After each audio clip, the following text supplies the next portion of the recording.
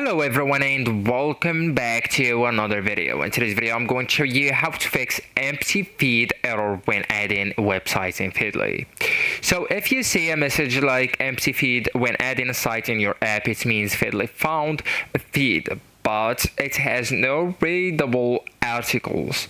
So maybe the feed has no recent posts. Okay, so some feeds exist but are empty or inactive. So the fix is to open the feed link in your browser. Okay, so let's say that I'm looking for a feed, or I'm looking to add websites. Okay, so you all need at first to go with the signal icon at the bottom of my screen. It's the second last one next to the explore icon, and right here where you can look for the websites or feeds from websites. Okay, so let's say that you are looking for an URL or a website right here inside Feedly, okay, and you didn't find it. So all you need to do is to go to your browser and just look for that feed, okay, or that feed link. And if you don't see recent articles, the feed is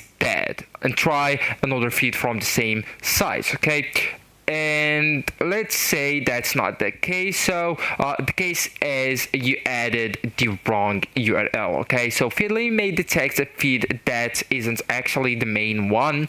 So the fix is to do not pass random pages, okay, like category pages or search results. Instead, just go to the website's homepage right here and look for a feed RSS home.xml. Okay, so actually guys, that's it. This is the end of the video. Thank you so much for watching and goodbye.